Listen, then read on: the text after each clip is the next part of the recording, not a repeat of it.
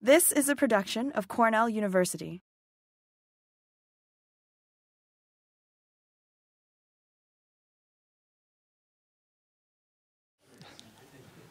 Good evening, everyone. I'm Mike Huffman, one of the Associate Deans in the College of Ag and Life Sciences and Director of the Cornell University Agricultural Experiment Station, the one in Ithaca.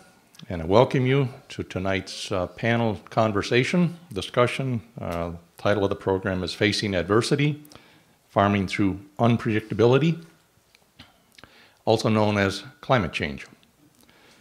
It's a real pleasure to have some esteemed guests on the panel tonight. On this side, I'll just introduce them by name now. Later on, they'll provide more information about their farm and background. But Paul Verskavich, Jenny Christ, and Allison Shatrakan. So my task is to provide a background, sort of an overview of the topic. And with that, and I'd like to acknowledge two people before we get started, and that's Jennifer Benson and Sharon Dietzer, both from Cal's Alumni Affairs and Development, for helping organize all this and get you all here. So let me provide a backdrop to this topic. Let's start with the basics. Climate change. Just imagine the atmosphere is a blanket, and it's just the right thickness. It's been that way for thousands of years to retain. You have high energy sunlight coming in, reflected off the earth at a lower energy. It bounces back and forth, just like in a greenhouse.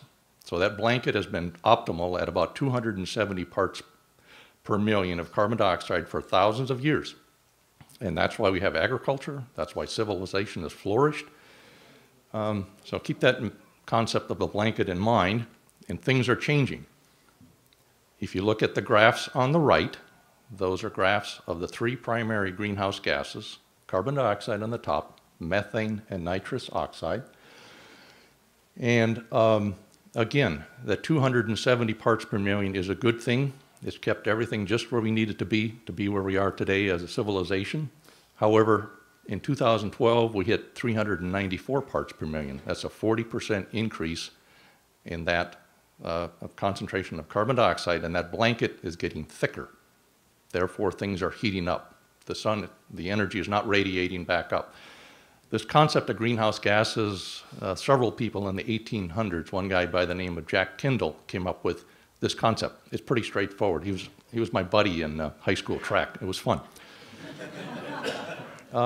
But looking forward to the year 2100, it is likely we're going to have 900 parts per million by that time. And then if you look at the scale or that trajectory, just imagine right now at the top chart it says 360, but that would go to 900. That's hard to grasp, but that's the direction we are headed as business as usual without making any major changes in how we operate. Some facts. Global average temperatures are increasing 1.5 degrees since the Industrial Revolution. It's getting warmer at the poles, generally warming twice as fast as near the equator. And it's not uniform. Alaska has warmed about 7 degrees, Western Antarctic about 10 degrees. The hottest decade ever was 2001 to 10. Last year in the US, it was the hottest year ever recorded, and we exceeded previous records by 1 degree Fahrenheit. Summers are warmer and longer, winters warmer, and again, business as usual, we are likely to hit 8 degrees Fahrenheit increase by 2100. Just to put it in perspective, the last ice age was 8 degrees colder. The evidence is all around us. In the middle, I'm sure you've heard about this summer loss of Arctic sea ice. It's reduced about 40% from historical records. And if you think that in area, that's about the equivalent of half of the continental US, which has always been reflective because it's totally white. Now it's deep blue ocean and can absorb heat. There's a bit of a feedback mechanism potential there. On the right, glaciers are retreating pretty much universally around the world. So why is that important? Hydroelectric power. 40% of Bolivia's hydroelectric power comes from melting glaciers, for example, and irrigation water. The oceans, lower left, are rising just 1/8 of an inch a year. Doesn't sound like much. Good part of that is simply water expands when it warms. The oceans are warming, the water is expanding. The balance of that, or a good portion of it, is coming from from the melting glaciers. And lastly, upper left, anybody been in Colorado in the last 2, 3, 4 years in the mountains? Well, I'm an entomologist, and I thought this was amazing, because you'll note that's a photograph I took, but a good portion of the trees are dead. The reason being long-term drought, warmer winters, warmer summers, and bark beetles love it. And the scale of that is amazing. It encompasses about 78,000 square miles from the southern tip of the Rockies up into British Columbia. In British Columbia, there are areas where there are no trees left. They're all dead. Okay, so kind of a global picture. We're going to bring it down to the state. So we have challenges: more extreme weather, floods, droughts, high temperature stress, new pests. Hey, things are cool. The southern insects are going to, again, I'm an entomologist, job security. But we'll have new invasive species, and it's basically getting less predictable. There's more variability. On the other hand, we have some opportunities. We will have water in this part of the country, longer seasons, warmer seasons. What can we do with that? And if you look around the world, just in the US, other parts of the country are going to be under greater stress, agriculture. In California, for example, the precipitation patterns in the Sierras is shifting towards more rain during the winter instead of snow. So there's no banking of a reservoir of water to tap during the summer. And then throw in San Francisco, Los Angeles, and a lot of competition for that water. But again, it positions us here a little, kind of on the upside. Recently, the scale of this is from 1870 to now. Each of those bars represents a decade. And you can see an increase in heat stress, days over 90 degrees Fahrenheit, and likewise the right side, increase in heavy rains. This is 2 inches in 24 hours. The bar on the far right is 2010. So lots of challenges, but then back to the opportunities. Potential to expand and diversify agriculture, new crops, new varieties. Winter canola, we're growing that in northern New York for first. In 1990, you could not do that. California's grape industry is suffering, especially in the San Joaquin Valley, because of the high temperatures. They're getting too high sugar content. On the other hand, this opens up opportunities for us. Double cropping, and we have markets. 30% of the US population's out here in this part of the country. And can we market this? Local grown, lower carbon footprint produce, good for job creation, economic development. But what do we need to adapt? Better decision tools for our producers. When does it make sense to put additional cooling in a dairy facility because hot cows produce less milk? When should I switch to a new crop? Water management's going to be a big deal, either too much or not enough. So when do I put in additional tiling? When do I buy irrigation equipment? And there's communication strategies among farmers, educators, and researchers, and clearly communicating to policymakers.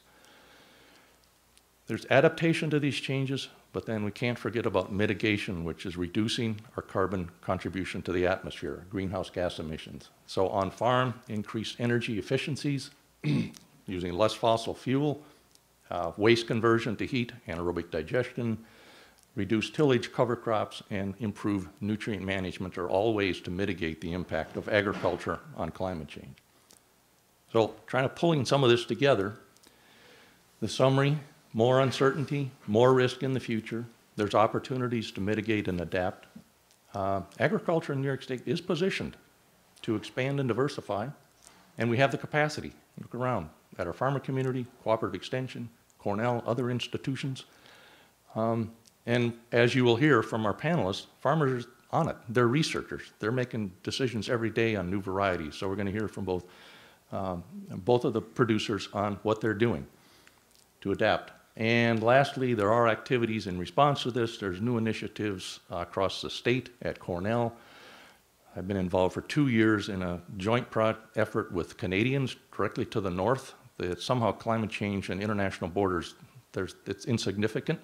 So they're looking to see what opportunities they have. By the way, 75% of their population lives in Eastern Canada. They've got incredible markets. We recently started this Institute for Climate Change and Agriculture at Cornell. There's some new reports out, and clearly cooperative extension, as Allison will describe, is a resource. And again, I'll turn back to our own producers as a resource of new information. So with that, we'll turn to the panel. I think Jenny's going first.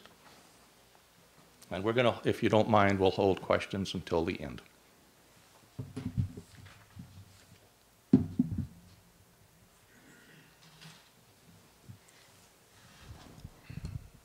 Hello.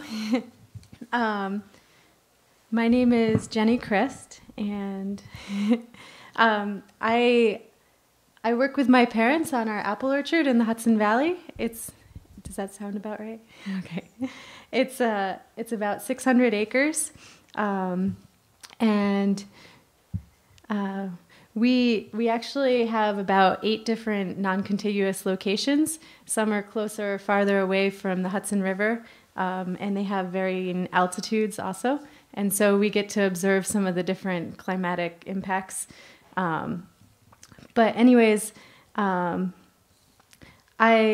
sort of categorize some of the different ways that the changing climate affects us, be it earlier springs, hotter summers, milder winters, a longer growing season, and more severe storms. So I'll just go through each of those things. So earlier springs, there's been a lot of press about the frost and how it damaged the apple crop this year. There's different ways it damaged the crop. You can see which one's the pointer? In the middle. Oh, okay. Those apples are actually dead. They're brown inside. Those are the baby apples. But then there can be scarring, the quality issues on apples that are actually, reach harvest maturity. And that's all because, the apples are much more prone to frost once they're at a susceptible stage. So if the springs are earlier because we have a mild winter, and this past winter we started seeing spring in March, then the apples reach a susceptible stage much earlier in the year, and we're more prone to the cold weather. And actually, Dr. Art Degatano has done some research about the killing frosts that have been occurring, and he's predicting that the frost risk is going to increase through time, and there's probably going to be, we categorize it by 10% kill or 50% kill or 90% kill of the apples, but there's probably going to be about the same number of 10% kills, but more 50 and 90% kills, just because of the variability of the weather.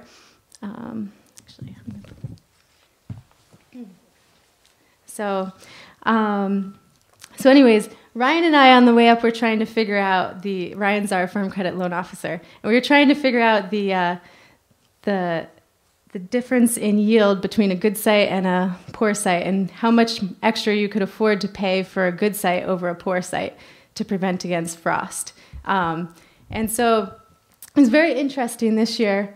We actually, we could really see the difference in a good site and a poor site. A good site had pretty much a full crop, like maybe 1,000 bushel per acre, and a poor site could have so little that we didn't even bother to pick it, so almost zero. But anyways, we average like $500 bushel per acre difference. And if you take an average market price in a good year when there's a short crop of $14 per bushel, and then take out your variable costs, so do a 30% gross margin, that's about $2,100 just for the difference in yield, not even counting the difference in quality. And that's really interesting because when you go to purchase a new site, you might want to take that into consideration as far as what you're willing to buy an acre for and what you're planning to grow, because the frost event won't occur every year, but if it occurs once every 10 years, or if it occurs, twice in 20, you might want to figure that in, the $2,100. And then you can add the quality contribution on top of that too. There's some more examples of hilltop sites in the Hudson Valley, planting on the hills. The other thing we do for frost, before I get to the summer part, when there is a frost coming, we have a wind machine. We've also tried out some helicopters. The helicopters are really hard to manage. It's a less consistent result, and you have to work closely with the pilot. My dad had a lot of fun with them in the middle of the night last spring. but it's very expensive. It can be $300 to $1,000 per hour. Being on standby can cost a lot of money. And then you really need to, we had them work up the hill, so as it got colder 3 nights in a row in late April, they moved up the hill to cover the higher and higher ground as we gave up on the lower ground. But in the end, it was really hard to measure the benefit that they did or didn't give. And we were frustrated with our ability to get the helicopter right where we wanted it. We would have preferred to drive it ourselves.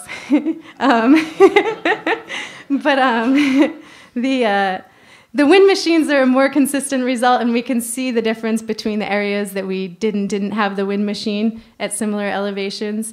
And they cost about $30,000 to $40,000 to install, and they can maybe protect about 10 acres. But then they also require a significant amount of fuel. But those are becoming more techy, which is interesting. You know, you can have them come on automatically when it reaches a certain temperature and things like that if you get the newer kind. So those are some different things, some different options to consider. And of course, it all depends on the specifics of the night about whether there's an inversion, because if there's no warm air up above, it doesn't help too much. And then there's also the consideration about crop insurance. First of all, we think it's a really important thing to buy crop insurance, but then there's the different levels you can choose. And if you have crop insurance, the amount you're willing to invest in a helicopter or in a wind machine is probably a little less than if you didn't have crop insurance. And Ryan and I tried to figure out what that level was too, but it's really tricky. So because there's a 50% deductible on the crop insurance, and so it gets really hard to figure, but it'd be easier if you knew exactly what temperature it was going to be that night and exactly what impact that would have on the crop. But then, so hotter summers, as Mike was saying, we have longer hot spells. The heat waves are more intense and more frequent, and increased frequency of drought. I had to make sure my dad wasn't going to be too embarrassed if I showed these pictures. This is rot on Honeycrisp, and it's caused probably by a few things, but especially by sunburn, which allows the rot spores to get in. It damages the surface of the apple and kind of cooks it. But that can be aggravated by a lack of water also. And actually, the surface temperature of the apple can be 30 degrees higher on hot days than the air temperature. So if it's 100 degrees out, the surface of the apple can be 130 degrees. And so that's a lot of stress, especially on this delicate variety. But we've also only been growing Honeycrisp for about 10 years, so it's not something we've seen a big change in over the course of the climate change discussion. But it is something we factor in with the warmer summers. So one thing that we do is, a lot of drip irrigation just to relieve the stress on the trees, because you can see the high density plantings that we're transitioning to in the apple world. This is a second leaf tree on the tall spindle, Terrence Robinson's new planting style from Cornell. And so those trees were planted the previous growing season, and you can see the apples on them, which is pretty amazing. And there's a drip line in there. But there's not a huge root system, and those little trees are already producing fruit. And so they really need the support of the water to grow the tree and also to grow the apples. And there's a lot of research that the more stress there is on the tree, the more stress there will be on the fruit, and the lesser the quality of the fruit and the yield. That's another block. That block is older, probably like 5 or 6 years old. And you can see there's just not a lot of tree structure there for the amount of fruit, and so you really have to keep the water applied. So the other thing that's interesting, you can irrigate, of course, overhead for frost control, freeze control. And in Washington, they also overhead irrigate. They do evaporative cooling to cool down the fruit and prevent loss of water in the orchard on the hot days. So we're thinking of trying something like that on our Honeycrisp, but on a high-value crop. Of course, Honeycrisp sold this year for like $80 a bushel. In a normal year, a good bin of cider apples is like $90 for a whole bin, but Honeycrisp are a high value crop.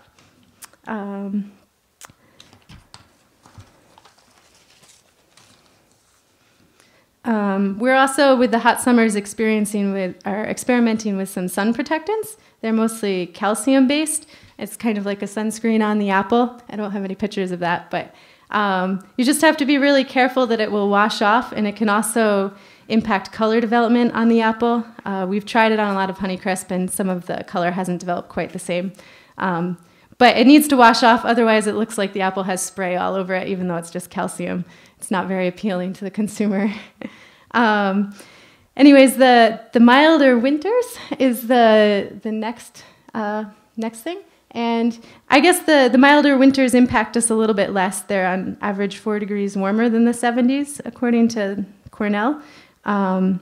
We do have to wait a little bit longer for the trees to harden off if we start with a milder winter before we start pruning. This year and last year, we waited at least a month longer before we started our serious pruning. Because if you make a big wound in the tree, before it's hardened off, you can get winter injury when it cools down. Also, the milder winters can encourage the deer population.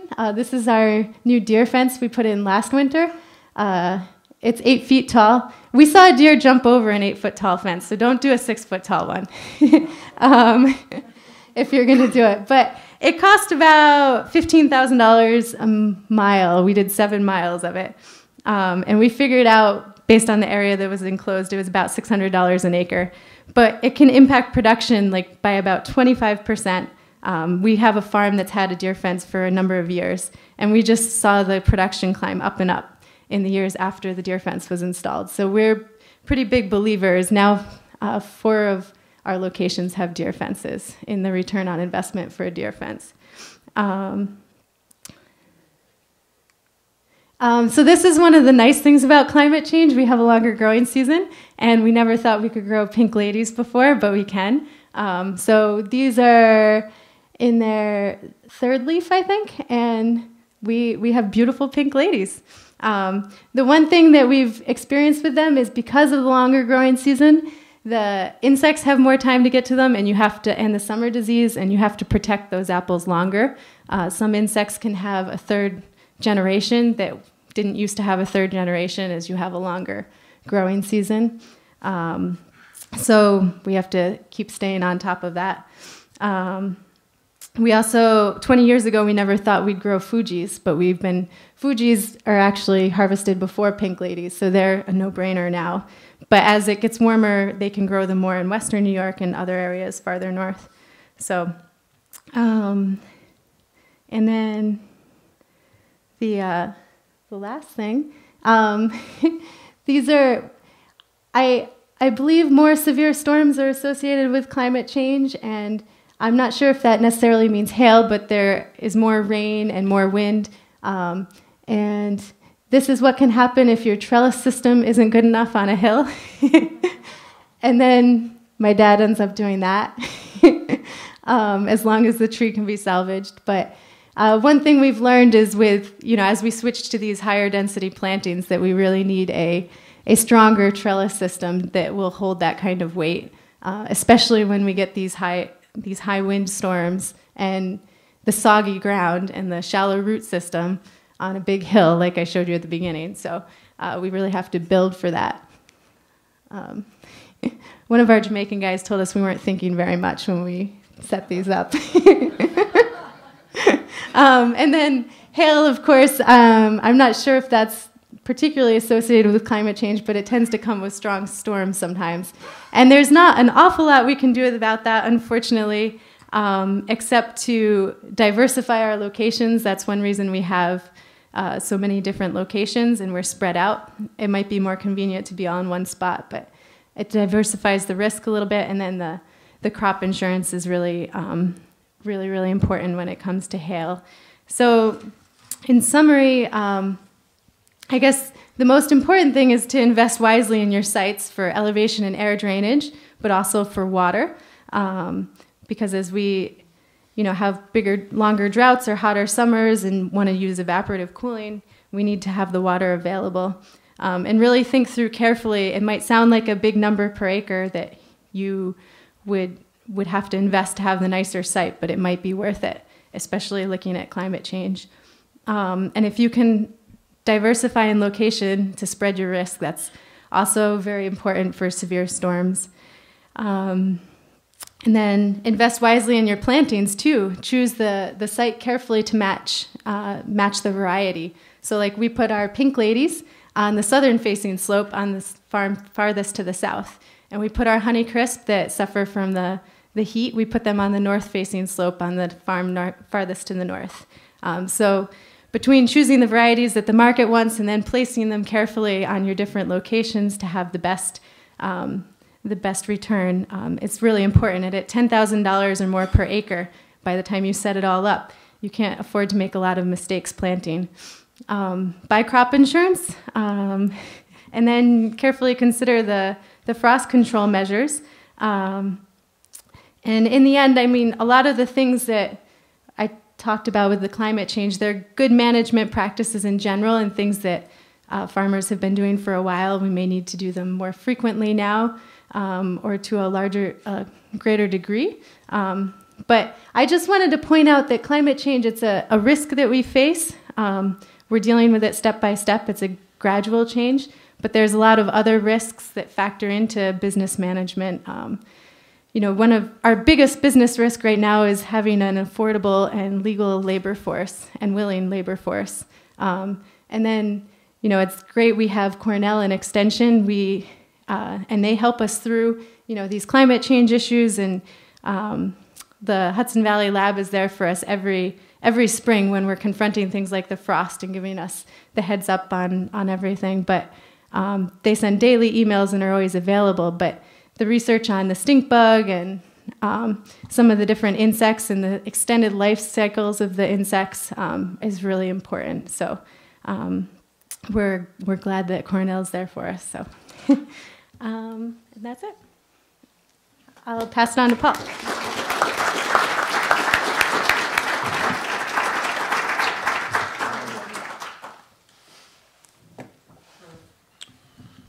Okay, my name is Paul Ruskowicz. I'm a fourth-generation onion grower from Orange County, New York. I farm in partnership with my father. And, thinking about, different weather patterns and farming through unpredictability, I thought I'd just share some of the experiences that we've had over the last 2 years, because weather has certainly had an impact in our area. Not so much for the good. So I think I'll start off, back up a little bit. I mentioned I'm an onion grower. That's primarily historically what we've grown. However, 2 years ago, we started growing some winter squash and pumpkins, and we've grown some corn and soybeans on and off over the years. So anyway, I'm going to start with last season, 2011. Last season was an extremely wet year right from the beginning. It seemed like we were fighting the wet all season long. We had some onions that we planted. It was so wet they rotted. We ripped some up. We planted squash. And all season long it stayed wet. And then, of course, that was ended in August by Hurricane Irene and Tropical Storm Lee, where we had 8 to 9 inches of rain in less than 24 hours. And with the soil already being saturated, of course, we flooded. On our farm, we lost about 85% of the crop. Dollar value somewhere around $300,000. So needless to say, it was a pretty hard hit. There were some growers in the valley who lost their entire crop. So one advantage that I did have last year is I planted about 8 acres of squash and upland outside of the muck. So of course that didn't flood, and that was the only squash I ended up selling last year. So as a result, this past summer, 2012, I did grow some more squash and upland. We had approximately 20 acres. And of course that presents other challenges with wildlife. Jenny mentioned challenges with deer. We had deer and woodchucks, which did quite a bit of damage on, I had one 4-acre field. It was a poor location because right next to it was our neighboring dairy farm. We had his bunk silo, so the deer would go to eat some silage, and they'd come into the squash field, and then he went down the hill and onto the muck and ate pumpkins. So anyway, I won't be growing that field next year. Anyway, this growing season was actually a fairly decent growing season. It started off a little on the dry side, but we were able to get an early start. It was a good growing season until we got to the fall. And this fall was extremely wet, which resulted in serious quality issues in our onions. Seems the first onions we harvested were very good, but anything harvested after a certain date just sort of broke down, and we had a lot of waste. And not only that, but the weather stayed wet for so long, we didn't have any good drying air to help dry the crop, so that contributed to it. Also, this year with squash, we did have an early frost, a very hard frost in early October, so I probably lost about 12 acres of butternut squash. Some of the other squash was a little hardier, so that was all right. But we did have a lot of problems harvesting just because of the wet weather. Not only because of the weather, but we were also faced with a labor shortage. I know it's tough around the state, but particularly in Orange County, we had a difficult time getting labor in the fall to pick. So, normally I can line up day crews, come pick squash when it's ready to be picked. But this year I had a hard time finding day crews, and then days when I could get a crew, it ended up raining and we couldn't pick. So that was a challenge. And looking back at some of the quality issues we had with onions, I think a lot of that stems from last year with the flooding. Anytime you have a flood, you have all kinds of bacteria and other pathogens come in with the floodwaters. And on top of that, we had a very mild winter last winter, so things didn't freeze to kill a lot of the pathogens as you normally would have if you had a nice hard freeze. So this winter we've had some cold weather. I'm hoping we get some more. So anyway, thinking ahead to next year, I'm going to be cutting back some on squash. I'm not so much worried about the weather as I am about labor with the squash, because you can grow it, but if you can't get it picked, it doesn't do you any good. I'm also going to be growing some more corn and soybeans. One thing I've noticed, you talk about warming temperatures and opportunities for new crops. I'd say, 10 years ago, you probably saw very few, if any, soybeans grown in Orange County. I know just this past summer, there's been at least 2 grain bins that have gone up around the county. So there's quite a few more acres of soybeans being grown. And I will also continue to grow some on upland, although not as much. And sort of to summarize things, thinking about severe weather patterns and just farming through unpredictability, I think whether you're dealing with climate change or not, Mother Nature is always going to throw you a curveball, even in a normal year, whatever that is anymore. And so I think it's, one thing I've learned, it's good to be at least a little bit diversified so that you can spread your risk out over more than one crop. When you have all your eggs in one basket, particularly with a high value or a crop like onions where you have pretty high input costs, it's good to diversify a little bit. And also, I think in general, you just need to be willing and able to adapt to change, particularly to unpredictable events, whether it be weather-related or regulatory or whatever. So that, I think I'll turn it over. Thank you.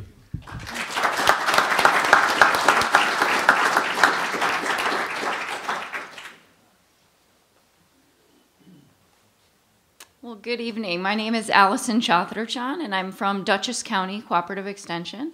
And I think we're going to pull up my talk here. Great, thank you. So thank you for having me here. This is the clicker? Yes. Okay. So I thought I'd start off with a short video, and I might have to hit the... So I've been very fortunate to be working half-time for the last almost 2 years on a new initiative that we're very fortunate that Helene Dillard... This is a production of Cornell University. Can we... Okay. So I've been working on a new statewide cooperative extension team, and this is providing half-time funding for 5 educators around the state. We have someone working on agriculture specifically, Mary Reggae, in Oneida County. My focus is on climate change, and so I've been working with Cornell University faculty to develop new outreach materials on climate change to bring them out to our extension audiences. And so this is one of the new mechanisms that we're using to reach out to farmers. And I'm only going to show a little bit of it. This is a production of Cornell University. We've been very lucky on Fishkill Farms not to have any severe effects from the big storms of last year. But our neighbors have certainly had a lot of trouble. Across the river in Ulster County there was tremendous damage. Right. And it's not only from the Irene storm and the hurricanes, it was also there have been wind and hail events throughout the last couple of years that have periodically caused havoc. Snowstorm also. And the October snowstorm knocked over a lot of trees as well, and broke a lot of branches. So yes, there have been quite a few events that are quite severe, and we're seeing big swings on the rainfall side as well, between drought and prolonged periods of extremely heavy rainfall. Heavy rain. Okay. So that just gives you a brief overview, and we did hear from Jenny, and she's a similar fruit orchard farmer in the Hudson Valley. The reason I show that is that we're just starting new ways of reaching out to farmers and doing some of these short video clips that we'll be posting on climate change website at Cornell. So I think it's important to keep this NEFA priority in mind, that as we see a changing climate, we need to help our agricultural system, help our farmers adapt to a changing climate, while maintaining their economic vitality. And so that's what our program work team is doing at Cornell and our statewide team. And so I think it's also interesting, there was a recent study of farmers done at Iowa State University. It could be possible to do a similar study of attitudes of farmers in New York State to really understand scientifically what their knowledge is of climate change. And in Iowa, actually, 66% of farmers indicate they believe climate change is occurring. However, only 8% believe it's caused by humans. 35% believe it's equally caused by humans and natural causes. 25% due to natural causes. So really, while it is positive that 66% of farmers believe that climate change is occurring now, we do still have some work to do in our communication and our outreach and providing the research that's taking place at Cornell out to the stakeholders that we work with.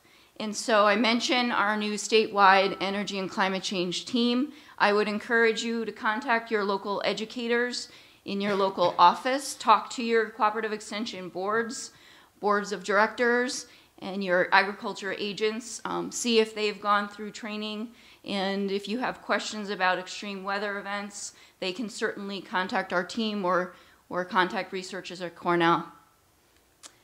I've been working with what I mentioned is a program work team on climate change, and this really is just a mechanism where faculty, our staff, and our extension educators can come together, usually in person twice a year, and then we have communications and other work teams that are working on committees. And this allows us to better communicate to each other about research, about funding opportunities. We recently submitted an EPA environmental education grant that will provide a funded climate change education for several different enrolled volunteer programs, including Master Gardeners. So we hope that kind of collaboration will help bring more funding to cooperative extension and to Cornell researchers.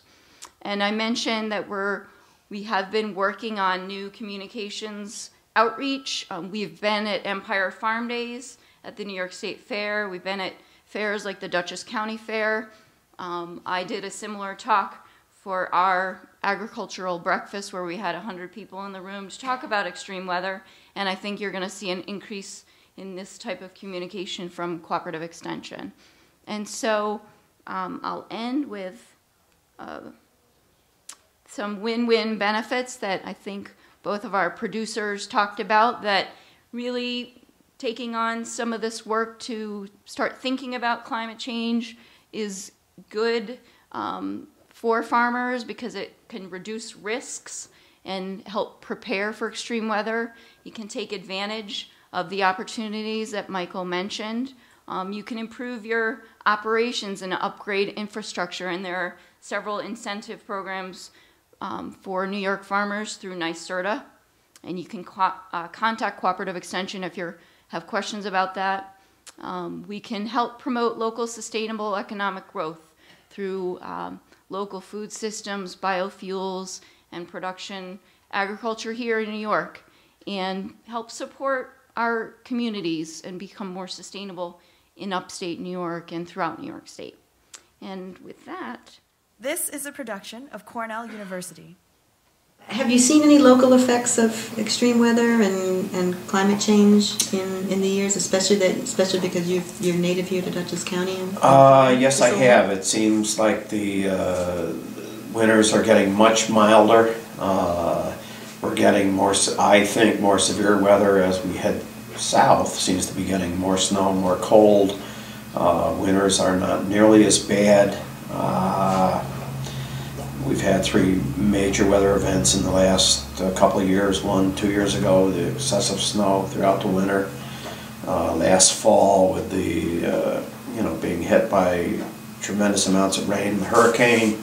And then this winter with, I don't ever recall a winter of this as easy as it was. I've gone through snowless winters, but never with as mild as it's been. Right. We didn't have a winter, right. Actually. And we didn't have a winter. And I see a lot less hay was fed, a lot less hay was used, which is, a double-edged sword. It's right. good for those that didn't have to buy hay, but it's poor for those of us that sell hay, or it's an issue. What the insect population and the bad bugs that weren't killed. In today's paper, there was a major thing about, Lyme disease being, perhaps the banner year for Lyme disease. So I'm really concerned over what's coming down the road, even though I can't predict. I can only hope that things won't be as dire as they may be. what happened to your farm during the extreme weather events and how much money you think you lost? How did it affect you? Of course, it started in April last year with the fact that we had so much trouble getting the crops in. We got them seeded and we couldn't even go back and roll them and pick up rock. Which in turn, we probably got a poorer catch of seed than we should have.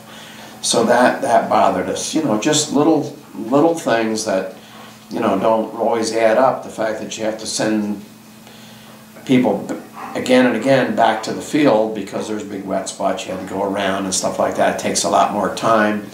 We lost probably half our oat crop because we couldn't get it. We couldn't harvest it in the window that we had.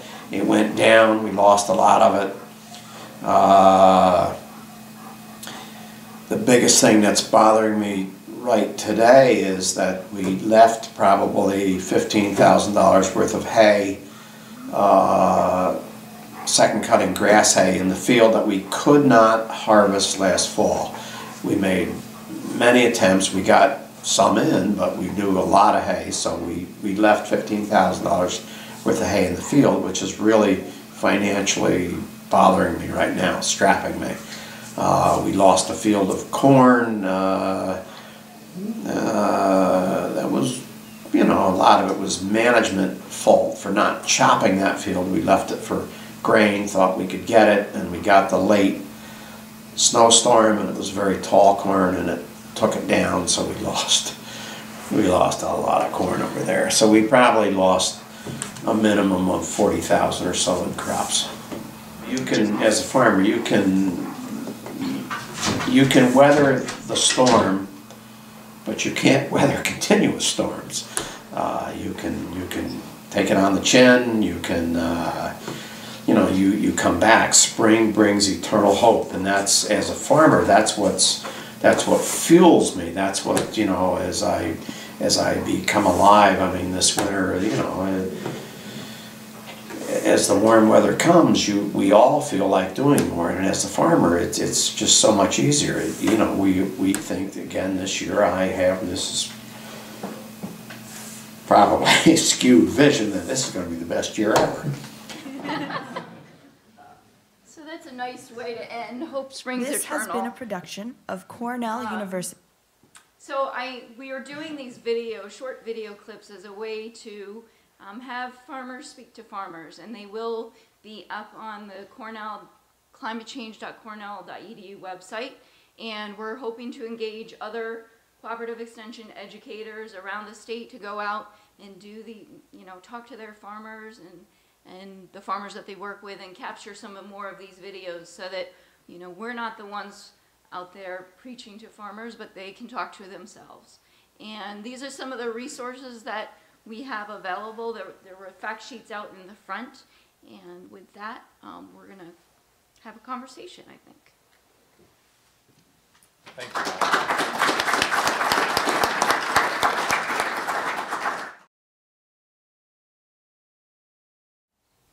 you. I guess I admitted I was an entomologist earlier.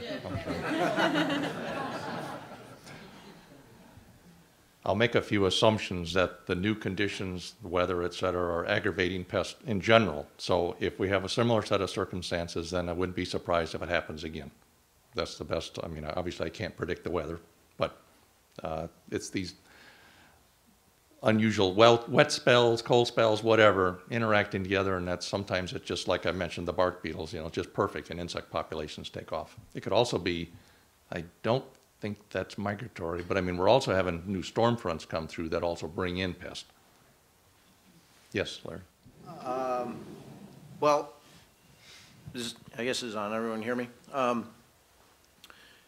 Yeah, it's always been a challenge, I think, communicating with consumers. There seems to be a growing disconnect between the farming community and the rest of the community, especially as there's fewer and fewer farmers. But one thing I did notice last year with the hurricane, being that we had such extensive damage in Orange County, the local community and consumers really took notice of what we were going through, and they did a number of community events. They did a sort of a local farm aid in the community, and I think they started out with the goal of raising $20,000 by the 20th of whatever month it was, and they ended up raising just over $100,000, and they had a big event, sort of an educational event, where the community could come in, talk directly to farmers. They had, various exhibits set up. So I think it took an event like that where consumers, at least locally, took notice of what the farmers in the area were going through. But yeah, it's well, Larry, the frustration of trying to communicate our problems, and not only our problems, but how produce gets to the shelf. And even though we have a severe shortage locally, it's always going to be there in the supermarket. And also there seems to be one thing I did notice. There's this myth out there that all farmers get subsidies, and crop insurance. I was talking to somebody, you know, they mentioned crop insurance. They said, well, don't you have crop insurance? I said, well, yes, I do. I said, well, did you get anything from that? I said, yeah, we received about, I think, 80,000 from crop insurance. They said, wow, that's quite a bit of money. I said, yeah, but our seed bill alone was 120,000, so it's very, and, you know, that was a shock to them. So I think, I don't know, it's a challenge. Jenny, I don't know.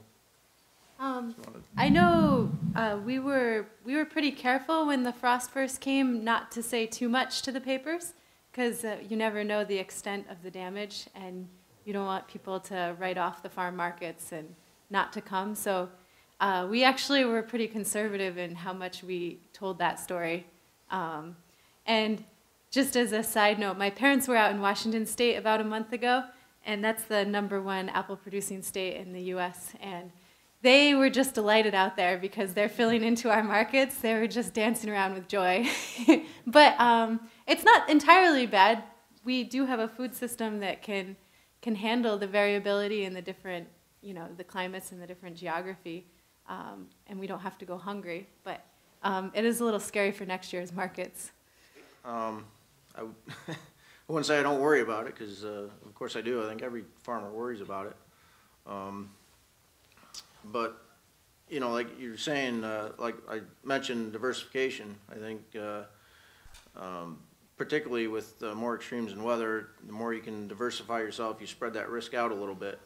In other words, if I plant fewer acres of the more intensive crops such as onions and squash, I can grow corn and soybeans. There's a little bit less input costs there, plus you don't have the labor aspect of it. And I think, you know, with today's grain prices, those crops have been a little bit more profitable than they have been in the past. So I think diversification is part of that. But I think, you know, as any farmer knows, you have to be willing to accept risk, because if you didn't, you wouldn't be in this business. I know years ago, my grandmother was a great cross stitcher, and she did this one sampler and said, if you think there's gambling in Las Vegas, just try growing onions. And then all around the borders, they had thrips and disease and all the different things that can affect the onion crop. So it's part of the game, I guess. Jenny? I don't know if I have a good answer.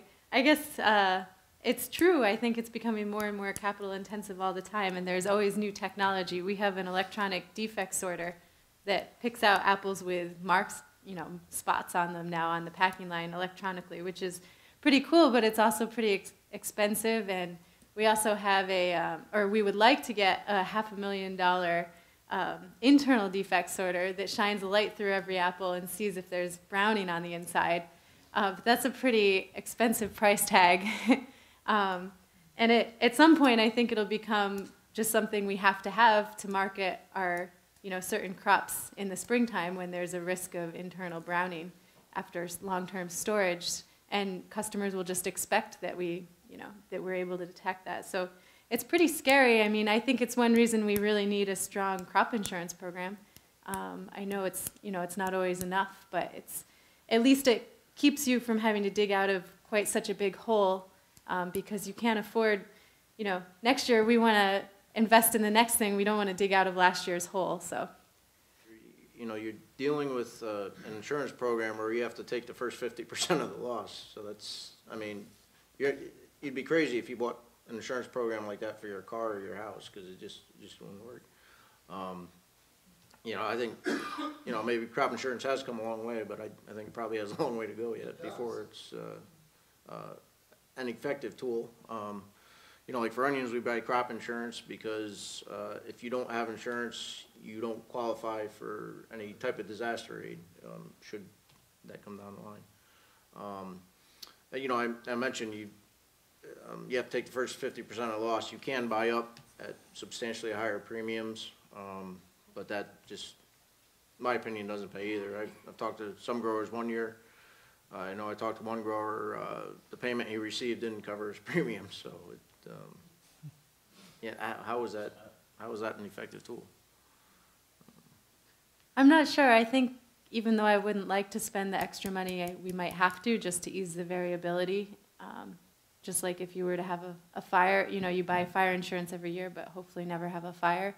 I don't know. I sure wouldn't want to pay 60% more because it's already pretty expensive. But I think we might have to either that or ask Farm Credit to capitalize losses. You know, in the years when they, I guess you can do it either way, maybe, depending on your banker.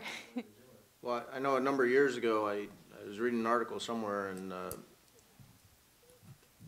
they were trying to make the point that one way or another, consumers are going to have to pay more for their food, whether they pay more at the grocery store or they pay continue to pay higher subsidies, because you know, like I said, the capital that goes into agriculture these days is you know, pretty intense, and that then again goes back to the disconnect between consumers and farmers. A lot of consumers just don't understand what it takes to grow a crop or to produce food these days. I think my parents and I usually see pretty eye to eye on it. Actually, we just fixed our interest rates on a couple of our bigger loans, and we were pretty much in agreement about that. You know, we try to manage some risk and leave some variable on the interest rates, but then on the crop side too. You know, you go buy crop insurance, but it's still a risky business. So I guess we just look at the benefit that we could have from trying to mitigate some of the risk, and then the cost of doing that. Yeah, I think, you know, perception of risk kind of varies not only throughout generations but also throughout individuals. Because I remember taking farm management in college, you know, talking about how, you know, as the older generation progresses, they get less willing to take on risk, whereas the younger generation is more willing. In case my father, I'm not so sure that's true. He's still willing to roll the dice every year, and I know he's always been forward thinking and looking ahead to next year. And I know over the years he's probably made several sacrifices to you know, keep us going, probably for my benefit. So, and you know, like Jenny mentioned, it's important to have a good working relationship. You know, we talk constantly, discuss these things. So I think it varies a lot between businesses and between individuals. We try to work out all the numbers and then take a look at it and make a decision. I'm glad that my parents still make some of those decisions because they're kind of tough ones. Yeah, it's sort of an interesting debate. I don't know. But I think we ought to have that debate. Oh, absolutely. You know, I don't think anyone's going to argue that we're not seeing more extremes in weather, because we certainly are. Whether, you know, you believe that's due to global warming, climate change, or if it just seems to be a cycle in a much larger macro sense, I think there's still a lot of debate there. But yeah, I mean, we need to continue to have that debate, because you know, whether or not climate change is real or how much of it is man-made, I think it's certainly having an impact on agriculture, and I think, you know, we're going to have to respond to it in some way. I don't know if we're going to have electric tractors, but I think just agriculture in general is getting more efficient. Fuel costs are going up, so of course we're going to look for ways to burn less anyway. Yeah, I think most farmers are driven to be efficient by nature, just, you know, to save on costs. I also worry that if we have a lot of regulations imposed on us about climate change, that we will be less able to compete with the rest of the world. And like you were saying before, you know, Mexico and China, they'll backfill the food industry. They'll keep the grocery store shelves full, and probably what they're doing won't be as environmentally sound as what we were doing before. So we have to be very careful what we impose on our farmers, I think.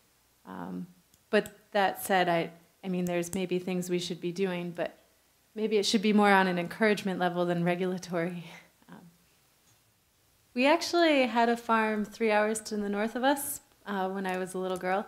My parents did, because Macintosh grow better up north. But we struggled because transporting them back down without bruising was really difficult. So we sold the farm after a few years, I think.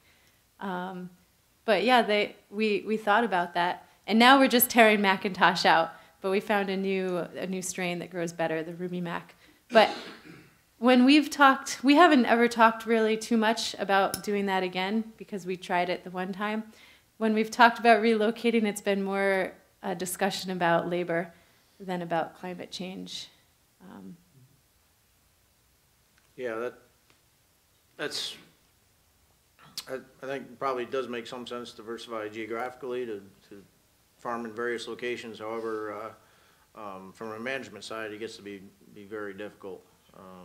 You know, if you're, I know one grower. He's this year, I guess he's growing some squash down in the Dominican Republic, so he's flying back and forth, and I just can't imagine the headaches and the costs associated with some of that. I mean, certainly there's advantages, but it's a tough thing to do. It's enough trying to handle one operation in one country. Try and spread that out.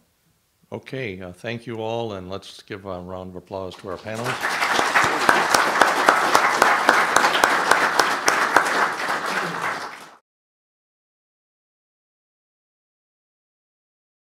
This has been a production of Cornell University, on the web at cornell.edu.